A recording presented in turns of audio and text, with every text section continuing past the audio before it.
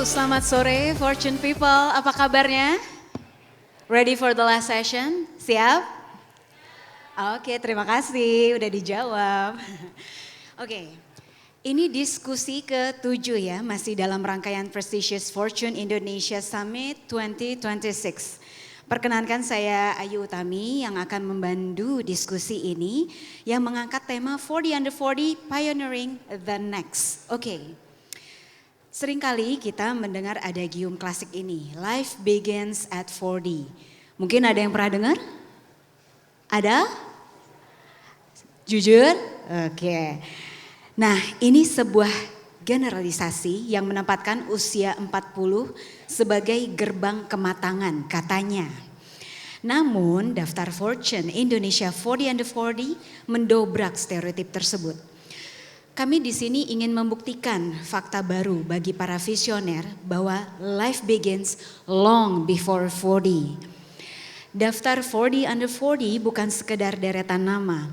Ini semacam pernyataan dari 40 anak muda Indonesia paling berpengaruh dari berbagai lini. Mulai dari bisnis, ada olahraga, hingga aktivitas sosial.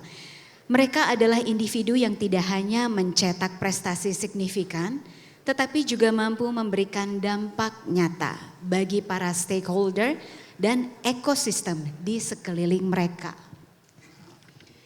Di sini masih 40 under 40 kan semuanya?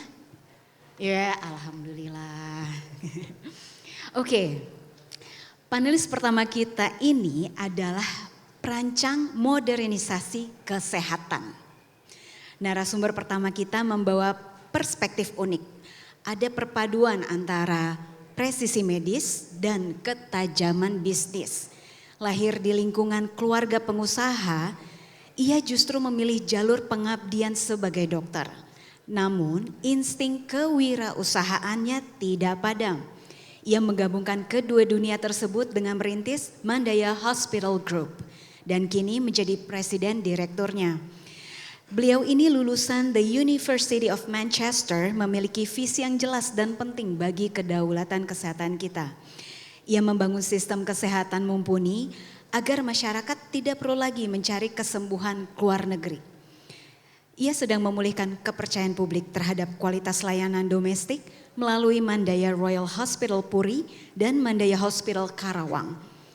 Jadi kami persilahkan bergabung ke atas panggung Dr. Ben Widaya, Co-founder and President Director Mandaya Hospital Group dan Fortune Indonesia 40 Under 40 2026. But first, let's check this one out.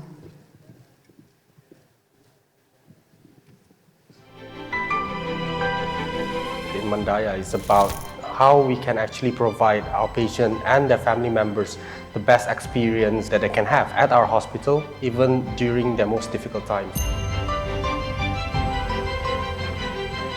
Hopefully we can actually be the sort of the leading hospitals that Indonesian hospitals are capable of actually giving the best medical services with this kind of standard.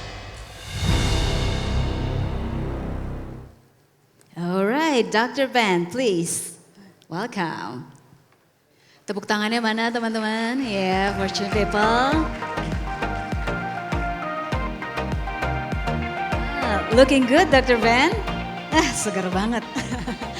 Oke, panelis kedua kita ini adalah pioner aset digital. Mungkin dari generasi saya dan berikutnya tahu kali ya nama brand ini gitu. Berbicara tentang disrupsi, kita tidak bisa melepaskan pandangan dari industri aset digital. Di Indonesia, sosok berikut ini menggawangi bursa aset kripto pertama dan terbesar di tanah air.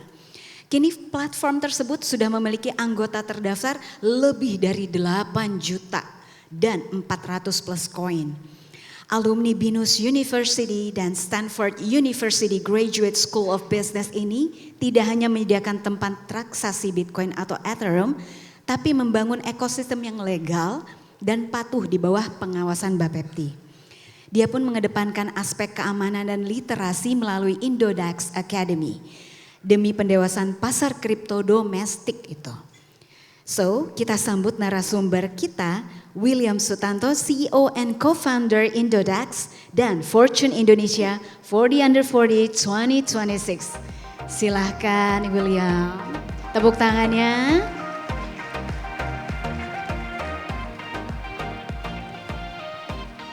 Halo, welcome bapak-bapak yang segar-segar sekali. 40 Under 40, wow. Aku jadi ingin seperti kalian deh. Co-founder, CEO, wow. Apa kabarnya hari ini? Kabar baik, terima kasih sudah diundang malam ini. Sore ini ya. Terima kasih juga sudah hadir di sini. Jadi kita tuntaskan sesi terakhir ini dengan ilmu-ilmu yang inspiratif ya buat para fortune people di sini. Oke, aku mau mulai dari William dulu nih. Kita mundur deh ke awal berdiri Indodax ya William. Sebenarnya apa momen yang paling menentukan dan membuat Anda yakin dan Oscar Darmawan yakin bahwa kripto itu punya masa depan di Indonesia? Makasih ya sebelumnya sudah diundang. Mungkin awal perjalanan Indodax waktu itu namanya Bitcoin Indonesia di tahun 2014. Jadi sebelumnya tahun 2012 saya sebetulnya tidak sengaja menemukan berita seputar Bitcoin. Kemudian di tahun 2014 harga satu Bitcoin tiba-tiba naik dari yang sebelumnya hanya 2 digit US dollar menjadi 1000 US dollar. Jadi saya sering bilang bahwa sebetulnya bukan karena dulunya saya atau Oscar itu visioner, bisa jadi peramal yang luar biasa, tahu bahwa harga Bitcoin yang di bawah $10 bisa menjadi harga ratusan ribu US dollar seperti sekarang, tapi memang hoki aja menurut saya. Oh, iya. Itu based on hoki? Menurut saya sih hoki gitu. karena... Oh bukan karena sio kamu babi gitu, bukan ya? Hoki karena waktu saya tahu Bitcoin itu cukup awal, cukup early. Kemudian memang waktu tahun 2014 itu bisnis saya yang sebelumnya agak goyang. Jadi pendapatan utama saya lagi tidak baik-baik saja. Jadi mau tidak mau ketika kita tahu oh sepertinya ada satu bisnis model baru yang bisa kita tekuni, ya sudah kita mau tidak mau all out. Bukan karena sengaja tapi karena terpaksa awalnya ya. Cuma memang dengan berjalannya waktu ternyata memang trennya terus naik. Kemudian dari situ conviction kita mulai naik dengan semakin naiknya harga Bitcoin. Kemudian seluruh dunia itu mulai menyoroti masalah Bitcoin. Kemudian ada concern tentang ternyata dunia finansial itu bisa didesentralisasi. Nah, dengan berjalannya waktu kita juga mulai, oh ternyata ini adalah bisnis yang bisa sustain, kemudian kita makin semangat lagi mengembangkan bisnis ini. Oke, tapi itu tentu takes time ya untuk tahu, oh ini sustain gitu ya? Of course ya. Karena mungkin gini ya, waktu kita bangun di awal itu kan kita benar-benar bootstrap, ya hampir tanpa modal. Waktu kita berdiri kita cuma ada 3 co-founders. Saya, Oscar sama Ricky, satu co-founder lain. Kemudian ya udah kita tanpa modal kita jalanin, ternyata dari tahun ke tahun memang selalu profitable. Ya dari situ ya udah nothing tulus lagi, karena toh kita bangun dari nol gitu kan. Jadi ya makin lama tren makin besar kita seriusin. Oke, I see. Nah ngomongin all out tadi seperti William sebutkan, aku beralih ke Dr. Ben dulu nih ya. Dokter itu kan biasanya fokusnya praktik klinis gitu ya dok ya.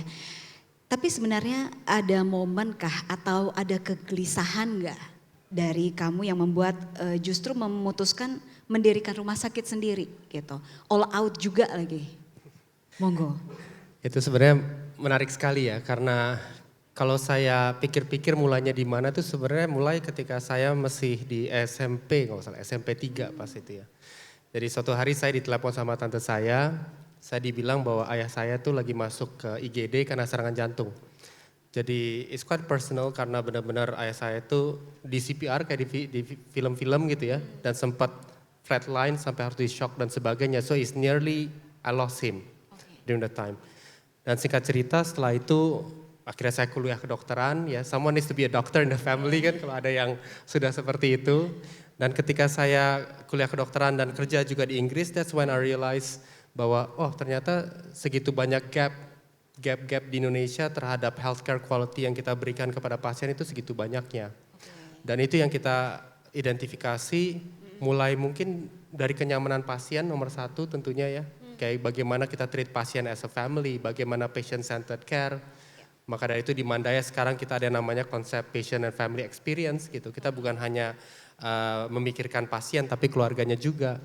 Dan bukan hanya itu, kita melihat bahwa rumah sakit di sini mempunyai teknologi-teknologi yang masih jauh di belakang di luar negeri gitu kan. Teknologi-teknologi ini yang bisa memungkinkan para dokter kita untuk melakukan diagnosa yang benar dan juga tindakan-tindakan yang tentunya terbaik untuk para pasien.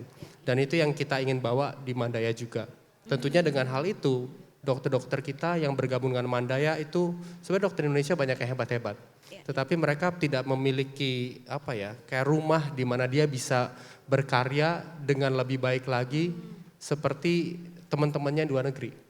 Dan menurut saya salah satu yang bikin saya lumayan happy itu ketika beberapa dokter kita, ada satu yang baru-baru ini bilang bahwa oh saya udah lama mau cari rumah yang saya bisa sesemangat ini gitu kan. Jadi dia bisa menemukan Mandaya dan sekarang dia ngerasa oh saya udah menemukan rumahnya. Sampai dia bisa membanggakan bilang ke satu profesor di Thailand bahwa oh akhirnya saya bisa menemukan tempatnya di mana saya bisa mengembangkan, kebetulan dokter ini mau mengembangkan transplant sumsum di Indonesia yang masih sangat jarang sekali.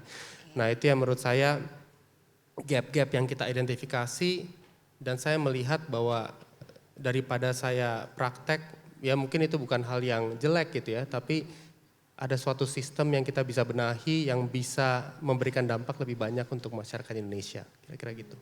Oke, ngomongin care system ini di Indonesia memang orang-orang masih ada lah yang kayak udah deh keluar negeri aja ya kan, masih ada yang kayak gitu.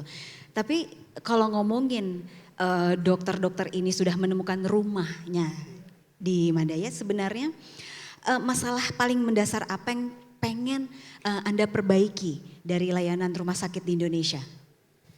Ya jadi kalau kita bicara tentang layanan kesehatan itu saya bisa kategorikan besarnya itu sebagai sebenarnya pengalaman pasien dan keluarga, patient and family experience sebenarnya. Jadi kita dari awal di Mandaya kita tahu bahwa yang kita jual itu bukan suatu produk, yang kita jual juga bukan layanan kesehatan. Kadang orang salah gitu, yang dijual di rumah sakit adalah layanan kesehatan, bukan. Yang kita jual adalah pengalaman kesehatan. Karena layanannya bisa sama, tapi pengalamannya bisa berbeda. And I think that's something that we really focus on di Mandaya. Nah jadi itu yang pengalaman itulah yang selalu kita pikirkan. Pengalaman dari apa? Dari bagaimana patient centered care, kita memikirkan pasien dan keluarga, keramah tamahan tim kita.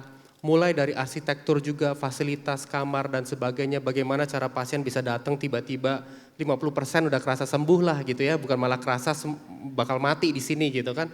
Dan menurut saya itu bukan gimmick. Karena kita sering mendengar keluarga-keluarga dan pasien bilang bahwa that's very important gitu.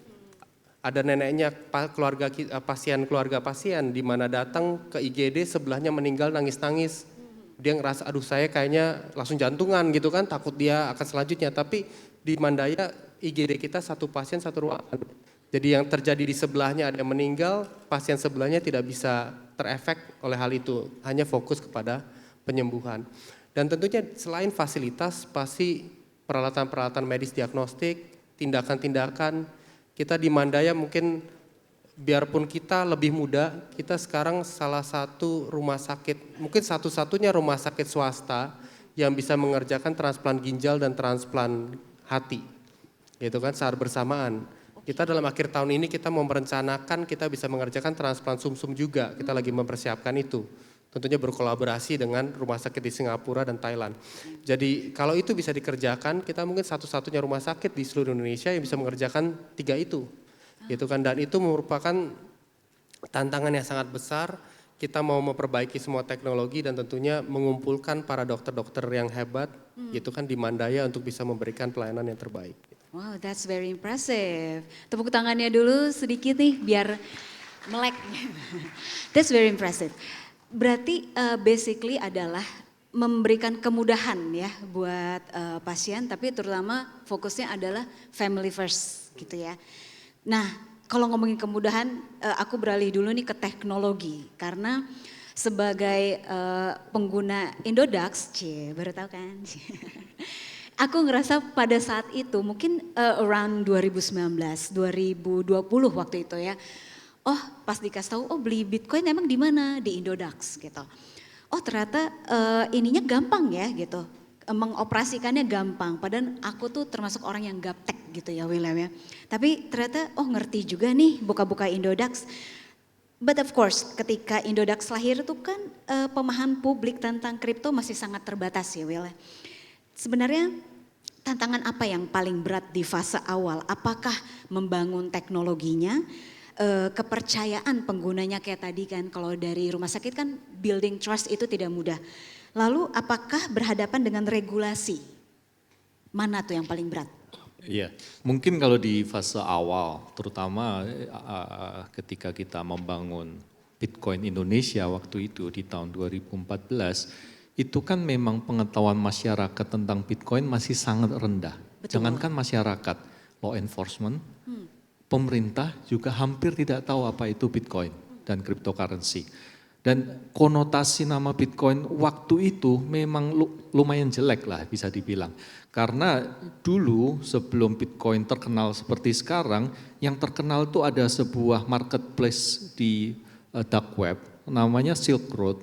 Dia itu marketplace untuk jualan barang-barang ilegal. Dan mata uang yang digunakan untuk transaksi adalah menggunakan Bitcoin. Jadi mau tidak mau walaupun operatornya waktu itu udah masuk penjara, kemudian websitenya sudah diblokir oleh FBI, tapi konotasi jeleknya Bitcoin ini masih berasa dan itu yang digaung-gaungkan oleh media saat itu. Jadi kita punya nama PT Bitcoin Indonesia kala itu memang ada positifnya karena semua orang yang mau tahu lebih dalam tentang Bitcoin akhirnya cari kita, semua stakeholder, mau itu pemerintah, masyarakat, media gitu. Tapi jeleknya adalah karena Bitcoin ini namanya konotasinya negatif, ternyata nama kita juga dikaitkan dengan something yang negatif gitu. Ketika ada misalkan berita tentang narkoba atau apa tiba-tiba kita dikaitkan. Itu sampai kita pernah buat menjadi produser salah satu film namanya 13 Bom di Jakarta. Itu kan menceritakan perjalanan Indodax. Dulu kita pernah dipanggil oleh Densus 88 dan itu real story.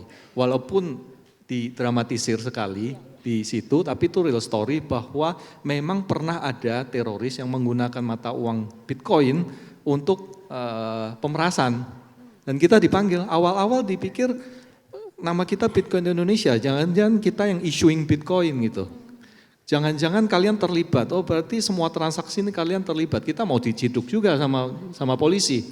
Tapi ya itu, lambat laun kita mesti memberikan edukasi kepada Bank Indonesia waktu itu, kepada law enforcement, kepada kepolisian. Ya akhirnya mereka tahu juga bahwa sebetulnya kita hanya sekedar marketplace digunakan untuk membeli dan menjual Bitcoin, di mana sebetulnya Bitcoinnya juga bukan kita yang provide, karena yang provide adalah ya orang-orang yang menjadi traders di Bitcoin Indonesia atau di Indodax, mereka yang kasih supply Bitcoinnya, kemudian ada orang yang mau membeli, kita hanya menjadi tempat yang mempertemukan mereka saja untuk jual beli. Jadi challenge terbesar awal itu edukasi, kemudian dengan berjalannya waktu, itu tantangan terbesar kita adalah industri ini belum ada regulasinya, ya.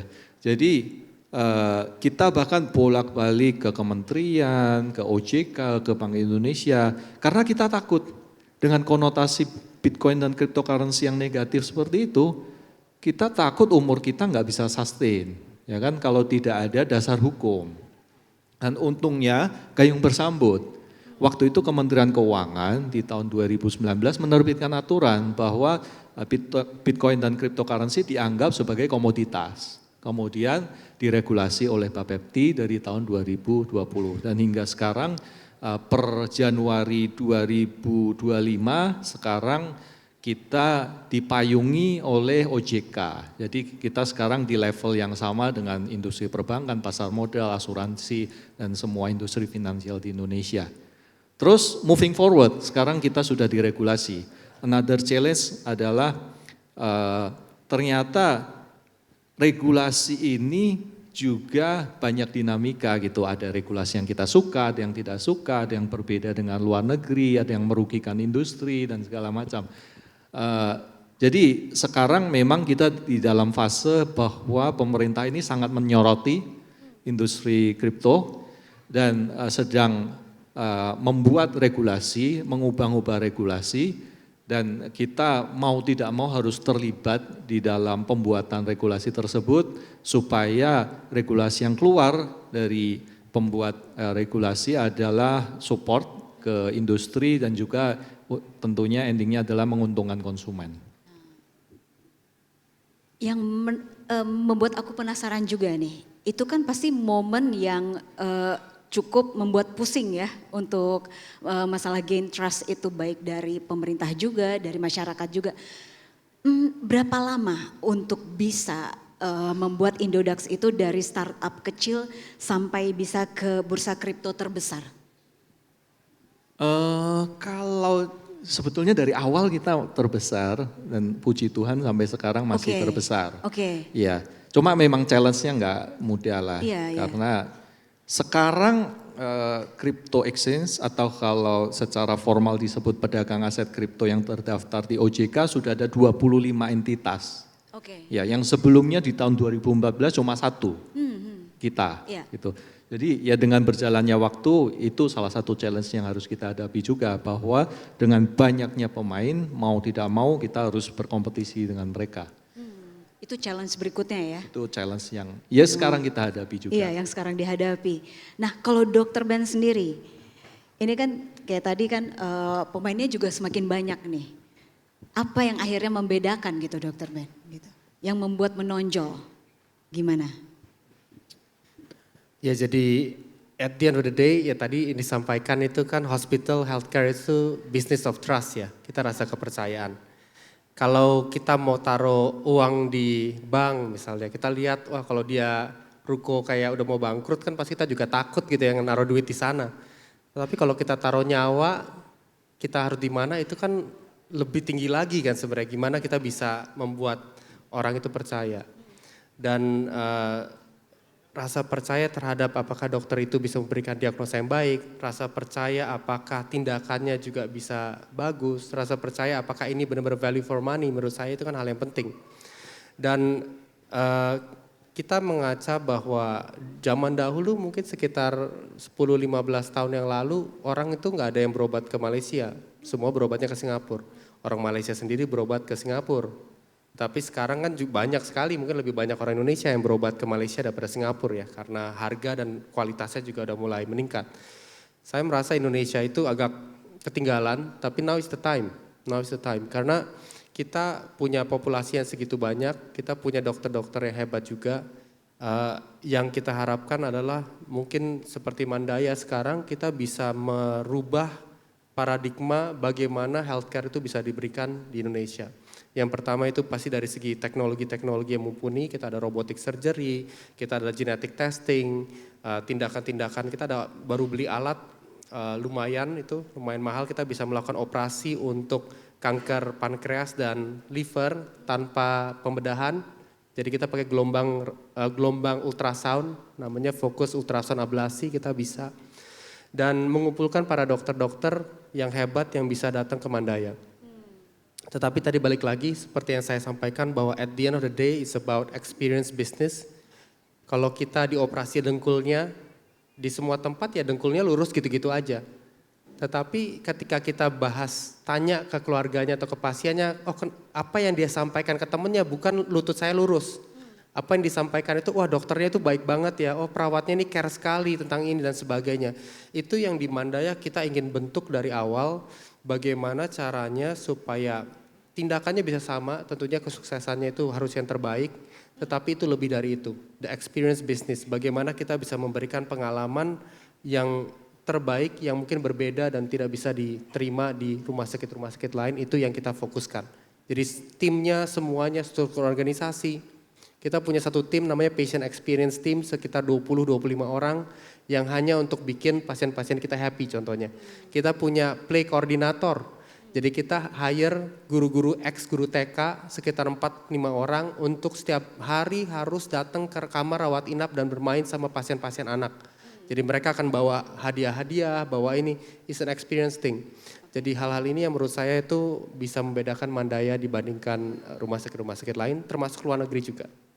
Jadi at the end of the day kindness lah yang akan stay di dalam pikiran orang gitu ya. Baik nggak nih melayaninya seperti itu ya. Tapi kalau misalnya menarik garis batas kapan pertimbangan medis harus menang dan kapan efisiensi serta keberlanjutan bisnis perlu dijaga, itu gimana? Ya, jadi pertama itu kalau dari saya itu the concept of business ya. Maksudnya bisnis kita itu adalah bisnis healthcare. So we are talking about patient safety, patient quality, itu pasti number one. Saya sangat tidak suka kalau kita ada BOD meeting dengan para direktur, mereka bisa bicara, oh gimana caranya omsetnya tuh naik, gimana cara omsetnya tuh naik, oh kenapa IGD-nya pasiennya nggak meningkat gitu. Saya bilang ke mereka bahwa is bullshit gitu, kalau kamu bicara gimana omset naik, omset nggak bisa tiba-tiba besok naik. At the end of the day kita berbicara tentang produk, and the product that we have itu kan services ya. Bagaimana kita bisa memfokuskan diri, memberikan layanan-layanan medis yang memang needed by the customer, gitu klien-klien kita atau pasien yang memang sesuai dengan standar yang kita harapkan, gitu. Dan itu yang di Mandaya kita benar-benar fokuskan nomor satu itu di situ. Karena saya percaya kalau kita fokus ke hal itu, revenue akan datang sendirinya. Kita nggak usah nyari-nyari, gitu kan. Good service pasti revenue akan datang sendirinya. Dan ketika kita berbicara tentang efisiensi, gitu kan. Nah ini sebenarnya hal yang menarik karena orang tuh suka bilang efisiensi itu, wah berarti rumah sakit mau cari untung lebih banyak dan sebagainya. But we forget that dengan adanya teknologi baru, dengan adanya obat-obatan baru, sekarang ada imunoterapi yang canggih, gene terapi, itu harga obat-obatan pasti akan meningkat. Harga tindakan akan meningkat. Bukan karena kita mau cari untung, karena memang seperti itu. Akhir-akhir ini ada gene terapi yang bisa mengobati pasien-pasien genetic condition. Anak yang nggak bisa jalan karena kelainan genetik bisa berdiri. Dengan gene terapi ada obatnya 10 miliar di luar negeri. Jadi obatnya itu sudah ada 10 miliar tapi siapa yang bisa bayar gitu kan pertanyaannya. Nah jadi pertanyaannya itu di Mandaya kita berbicara kalau di rumah sakit ada yang namanya value based medicine. Ya jadi atasnya itu adalah value-nya, bawahnya ada cost. Kita sebagai rumah sakit kita harus memikirkan bagaimana kita bisa memberikan value yang setinggi mungkin tetapi dengan cost yang serendah mungkin. Ya, itu pasti yang semua mau kan gitu kan. Dan itu yang selalu kita diskusikan. Bagaimana cara accessibility dan sebagainya, bagaimana kita bisa bernegosiasi dengan para vendor kita, dengan partner-partner kita untuk menurunkan harga-harga barang dan sebagainya, obat-obatan, dan melakukan efisiensi bukan pada core bisnis kita yaitu healthcare, medical services, tetapi efisiensi dari segi logistik, efisiensi dari segi administrasi dengan application of AI, business process automation dan sebagainya itu banyak yang kita bisa kerjakan. But at the end of the day, the service is number one karena service yang bagus pasti mendatangkan revenue yang optimal untuk perusahaan. Oh nice, berarti kembali lagi strateginya apa dulu, ditentukan dulu ya maunya apa. Nah ngomongin strategi aku mau ke William lagi nih. William kan industrinya tuh bergeraknya tuh cepat sekali ya kalau kita ngomongin industri kripto gitu. Bagaimana Anda mengambil keputusan strategis misalnya yang bikin Fortune tuh penasaran tuh bisa nggak Anda kaitkan dengan kisah peretasan Indodax di tahun 2024? Strategi untuk Yes. Kalau ngadepin kalau strategi sebetulnya tadi mirroring yang dijawab oleh Dr. Ben, kita cukup mirip gitu. Karena business exchange itu kan kita menyimpan dana yang dititipkan oleh nasabah. Ya, jadi mungkin istilah teknisnya adalah kita menjadi fiduciary dari dana atau aset yang dititipkan oleh nasabah ke kita. Gunanya untuk apa? Mereka bisa hanya untuk menyimpan atau memang mereka ingin menjual lagi kemudian hari. Jadi sebagai investasi mereka gitu. Nah, karena peran kita sebagai fiduciary, kita harus selalu memiliki mindset bahwa secara prinsip semua keputusan yang dibuat oleh perusahaan itu harus on behalf bagaimana keputusan tersebut bisa menguntungkan nasabah. Ya, jangan sampai kita punya pikiran bahwa kita mau menggunakan aset nasabah untuk keuntungan perusahaan saja, bukan kepada nasabah gitu. Jadi apa yang saya suka dengan pernyataan Dr. Ben adalah trust itu mesti dijaga, gitu. Trust dari nasabah. Kalau di rumah sakit kan pengalaman, kalau ada pengalaman yang buruk mau nggak mau nanti akan dibicarakan mulut ke mulut ke saudaranya atau ke teman-temannya gitu. Itu sama persis seperti kita. Jadi prinsip saya hanya bagaimana kita itu sebagai platform exchange, pokoknya nasabah untung aja gitu. Kalau untungnya lewat Indodax mau nggak mau nanti nasabah kan bilang sama temannya atau sama keluarganya, saya beli ini caranya gampang kemudian profit. Di mana? Di Indodax. Ya sudah mau nggak mau temannya pasti pakai Indodax itu. Kita bahkan nggak perlu offer insentif atau nggak perlu bayar apapun. Kalau mereka untung ya mereka pasti akan merefer ke kita. Jadi itu prinsip yang kita pegang bahwa kalau di saya selalu sebut ini sebagai prime directive kita. Bahwa segala keputusan harus in the benefit of our customers. Gitu.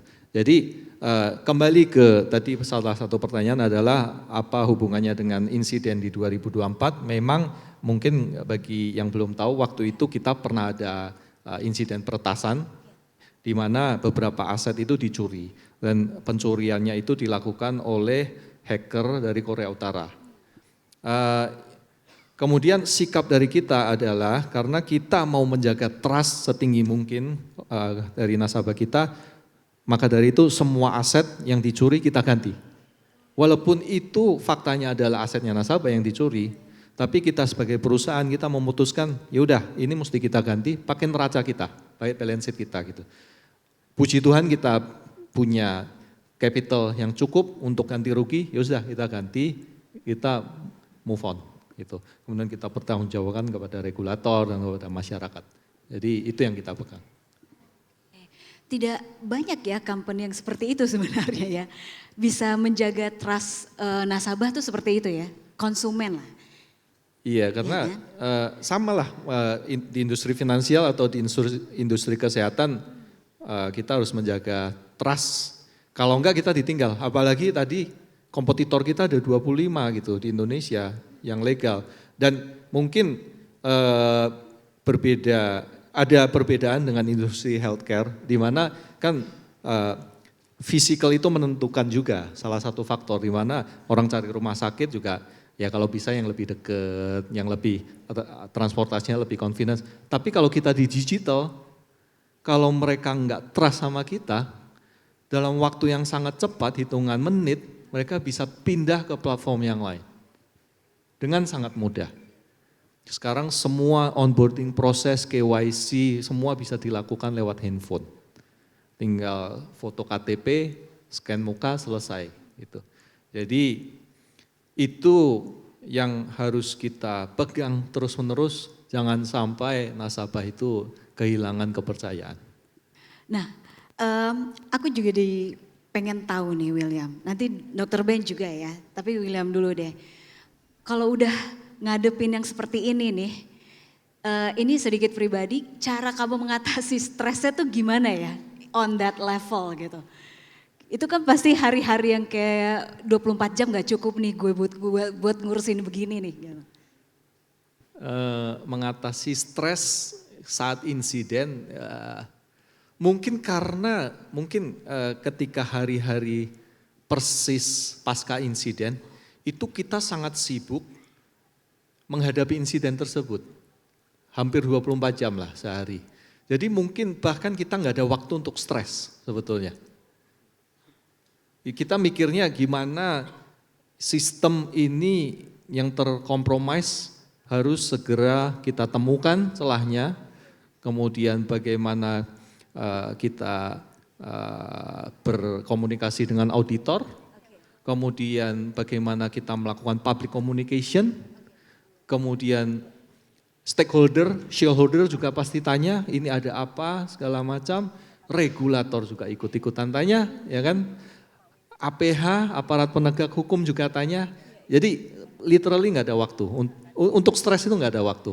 Stres itu justru terjadi ketika beberapa minggu kemudian setelah beres. Ya, karena setelah sistemnya up kembali, semua sudah business as usual, mulai nih RUPS, gitu kan, mulai dipanggil oleh shareholder, pertanggungjawabannya seperti apa, regulator panggil, audit, bla bla bla bla bla bla bla. Ya, atasi stres, ya puji Tuhan saya punya istri yang sangat suportif, yang hari ini juga hadir di sini. Banyak berkumpul dengan keluarga, terus mungkin juga saya baru ditunjuk jadi CEO itu kan tengah tahun lalu. Jadi saya sering gojek, sering Tepatnya bulan Mei kalau nggak bulan salah Mei ya. ya, saya sering guyon lah. Sebelum saya jadi CEO, saya kan CTO. Saya lebih banyak baca buku bisnis, leadership, strategi segala macam. Sekarang saya bacanya filosofi, stoik, meditasi. Saksinya istri saya. Ya itu untuk kelola stres. Ternyata menjadi leader, stress management itu menjadi lebih penting daripada Benar. daripada leadership akhirnya. Itu yang baru saya sadari beberapa bulan belakangan. Iya, iya. Sebenarnya kalau ya kami ini yang karyawan apa sih yang kita pusingin? Oh ya report Q1 baru beda ya levelnya udah beda gitu. Dan kita hiburannya apa? Beli kopi, ya buka Shopee, buka belanja. Nah beda level ya. Sama mesti cukup tidur lah. Ya cukup tidur. Oke, gimana kalau Dokter Ben? Pernah nggak mengalami hal pelik dalam membangun bisnis tersebut? Jadi kalau ngomongin How to stres manage sih, it, ya, yeah. stres sih banyak ya, stresnya Iya, iya. setiap hari. Malah kadang-kadang tuh nggak tahu ya kalau saya kadang kalau hari ini kayak nggak ada pikiran itu agak aneh gitu ya. Kayaknya kok kayak something is wrong gitu, kok kayak nggak ada yang dibingungin. Kayak self abuse Nggak ada jadinya yang ya. di-stressful Kok about. gue nggak stres? Gitu. Yeah, but I mean when things happen gitu sebenarnya when things get tough, number one is ya mungkin kita experience ya. Ketika kita sudah melalui hal yang super duper berat sekali dan sebagainya itu mungkin the next wave get easier and easier karena kita udah experience bahwa kita udah pernah melalui semua itu. Hal-hal yang bikin paling stres itu ketika kita memikirkan yang kita kasih makan bukan cuma diri sendiri dan keluarga, tetapi ribuan karyawan dan mungkin tambah 2.000 keluarganya dia lagi gitu kan, 3.000 keluarga lagi. So if we don't survive, basically there are a lot of people yang bakal suffer. Tapi tadi setuju sekali, I think the support from the team, ya kan, tim kita yang solid, family juga, itu ada orang tua saya juga di sana. I mean we are still a family business. Jadi kita ada orang tua saya, ada adik saya, semuanya we think through together lah. Dan from experience, every challenges itu pasti ada solusinya and we can go through that. Dan when we look back, itu bisa jadi ya kayak motivational dan inspiration sebenarnya untuk we go forward even more dan ya it's a fun thing to do lah. Kalau enggak kenapa kita do business ya kalau nggak mau ada stressful events I think. Yeah. Agree. Terakhirnya agree banget. Bahwa setiap challenge akhirnya jadi sparring partner untuk mendewasakan kita. Itu yang saya rasakan. Oh nice, boleh tepuk tangannya dulu buat para panelis kita. Nah ini tinggal sedikit lagi nih yang pengen aku tanyakan, kita lebih private gitu ya. Kalau untuk Mandaya Hospital Group gitu, kedepannya sebenarnya apa ambisi terbesar? Apakah tumbuh secara agresif atau memperdalam kualitas layanan atau apa? Apakah mau jadi, oh ini harus jadi standar nih, rumah sakit seperti ini harus standar biar orang-orang tuh nggak ke luar negeri lagi untuk berobat. Gimana Dokter Ben? Ya jadi ambisi sih sebenarnya kalau dari kita, pertama kita bukan tipe yang mau bangun rumah sakit banyak and then just expand because of investor request gitu ya dan numbers and everything, tapi kita berbicara about quality, itu yang pertama. Jadi kita impiannya sebenarnya kita bisa mendevelop satu network of super hospitals yang ada di Indonesia, dan bukan hanya rumah sakit saja gitu ya, kita bisa mendatangkan teknologi-teknologi yang memang mungkin masih baru di luar sana, mendatangkan obat-obatan yang baru yang ada di Indonesia, new treatment strategies, new treatment yang mungkin malah lebih canggih lagi dibandingkan negara-negara tetangga kita. Maka dari itu di Manda kita banyak berkolaborasi dengan institusi besar di Italia, ada yang dari Jepang, Cina dan sebagainya untuk kita bisa meningkatkan hal-hal terkait dengan kualitas seperti itu. Kedepannya juga kita ingin mengembangkan bukan hanya dari segi pelayanan, tetapi bagaimana kita bisa memproduksi teknologi-teknologi obat-obatan terbaru seperti gene terapi, sebagai seluler terapi dan sebagainya yang bisa benar-benar mengobati pasien yang mungkin zaman dahulu itu atau masih sekarang ini kita bilang bahwa pasien ini no hope. Sebenarnya di dunia kedokteran itu banyak hal-hal yang no hope mungkin dikasih tahu yang sebenarnya itu sudah mulai bermunculan obat-obatan baru, precision medicine, genetically related therapy ya, itu yang sudah bisa kita berikan ke pasien. Jadi hal-hal seperti itu very very advanced technology yang kita harapkan kita bisa bawa ke Indonesia demi meningkatkan trust para pasien Indonesia. Semoga kita diberikan kesempatan, mereka bisa percaya dengan rumah sakit di Indonesia, salah satunya adalah Mandaya. Oke, nah kalau William, kedepannya apa sih visi kamu untuk Indodax dan industri kripto secara nasional ya? Apakah sekedar instrumen investasi atau bagian dari infrastruktur ekonomi digital Indonesia? Apa nih visi kedepannya? Kalau saya melihat bahwa memang mimpi saya adalah industri kripto ini bakal interconnected dengan industri finansial di Indonesia. Karena ini sebetulnya sudah terjadi di luar negeri, terutama di Amerika Serikat gitu. Jadi aset manager besar kayak Vanguard, BlackRock, mereka sudah very deeply involved in crypto industry. Di Indonesia belum terlalu. Nah menurut saya peluangnya masih banyak dan sepertinya OJK juga suportif, dari regulator juga suportif. Jadi ya mimpi saya sekarang walaupun kita ada kompetitor banyak sekali, tapi pie-nya sebetulnya peluangnya masih besar karena bank belum jualan kripto, sekuritas belum jualan kripto, asuransi belum involve apapun tentang kripto gitu. Jadi ya mudah-mudahan bisa tercapai, saya melihat sih semangatnya ada. Dari situ ya saya akan berusaha maksimal supaya Indodax menjadi garda terdepan di inovasi tersebut. Amin. Silakan tepuk tangannya, Fortune People. Very inspiring dari Dr. Ben dan William. Jadi mungkin kalau benang merah yang aku bisa tarik dari obrolan kita bertiga ini tadi, membangun sesuatu itu pertama kualitasnya dulu dipikirkan, strateginya seperti apa, kemudian how to build trust and maintain it, gitu kali ya. Jadi benar-benar dari tadi kita obrolnya semuanya tentang trust dari konsumen ke kita, itulah yang bisa membuat sustain gitu. Nah, apakah dari para Fortune People mungkin ada pertanyaan buat para panelis kita? Silakan angkat tangannya. Ya, Mbak yang hijab hitam silakan. Ke posisinya Mbak. Mic-nya di tengah ya. Silakan nama dan dari mana dan tujuan pertanyaannya ke siapa?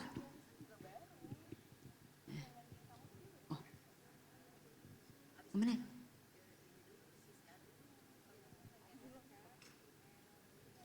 Oh harus muter, oke mic-nya dibalik, agak bingung tadi. Loh Mbak mau kemana?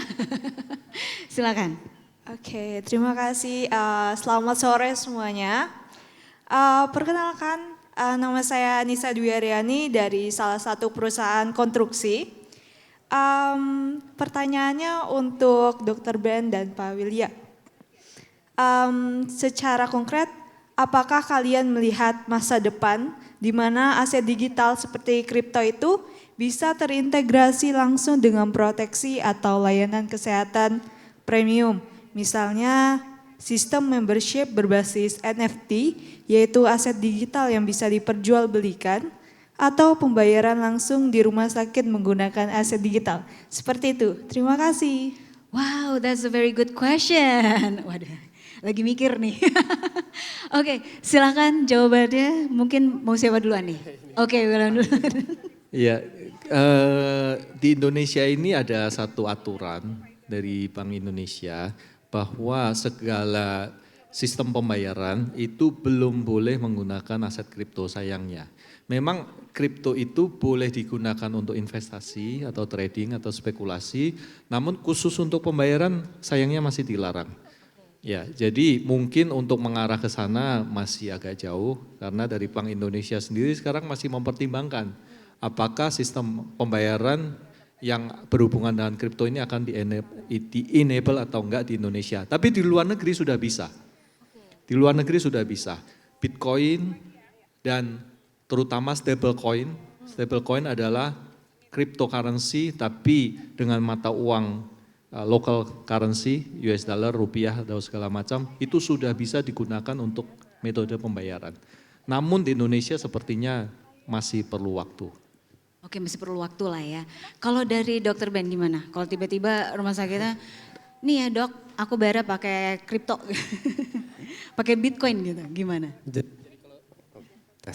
Jadi kalau dari rumah sakit sebenarnya yang kita suka alami mungkin saya dari sisi dari sisi pasien ya, dari sisi pasien yang kita suka lihat aksesibilitas terhadap liquid cash itu ketika pasien itu sedang sakit itu kadang-kadang penting sekali. Apalagi kalau pasien belum punya asuransi ya. Karena saya sering melihat ada mungkin owner pabrik besar yang ketika tiba-tiba jatuh sakit kena kanker hati. Saya tahu sekali itu kasusnya yang sampai memohon-mohon kepada kita untuk keringanan biaya karena mungkin dia punya pabrik dan sebagainya tapi nggak punya dana untuk bisa operasi, bisa melakukan tindakan-tindakan yang besar saat itu. Jadi menurut saya segala sesuatu yang bisa membantu para pasien kita untuk bisa dengan cepat gitu kan. Mungkin dia ada investasi di sini, di sana, mungkin di kripto dan sebagainya.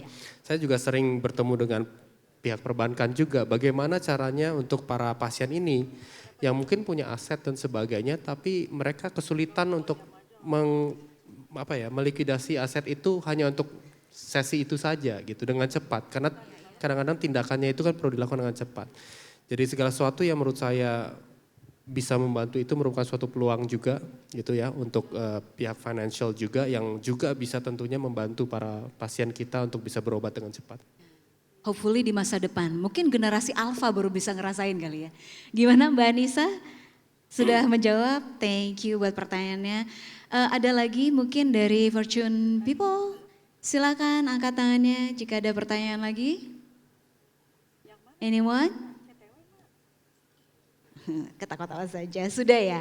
Jadi sudah jelas ya, jadi bisa dibilang percakapan ini tidak hanya menginspirasi buat Fortune People, tapi saya jadi lebih paham gitu kenapa saya percaya dengan toko-toko yang membangun kepercayaan itu lewat kayak, udah percaya deh ini tuh gini-gini, kalau bohong balikin ke saya kayak gitu. Itu biasanya oh ya saya percaya dengan Anda kalau suruh balikin barang gitu.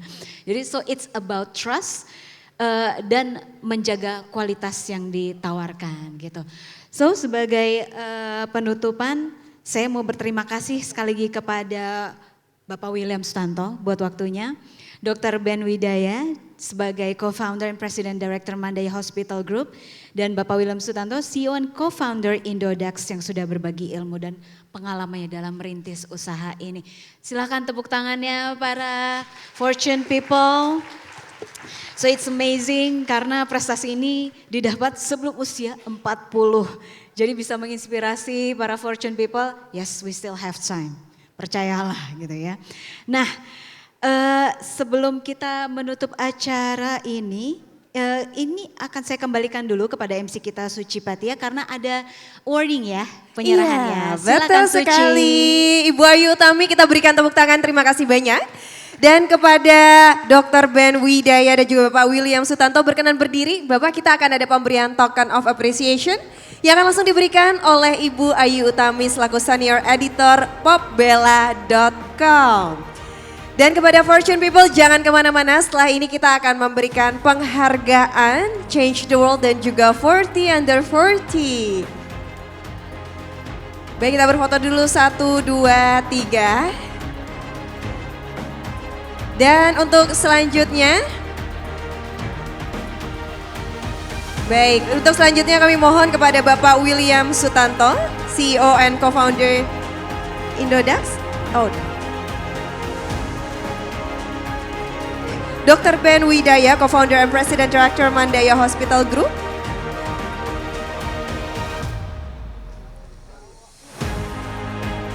Iya, kita berfoto bersama terlebih dahulu 3, 2, 1. Satu kali lagi. 3, 2, 1. Dan untuk selanjutnya kita akan berfoto bersama Bapak William dan juga Dr. Ben.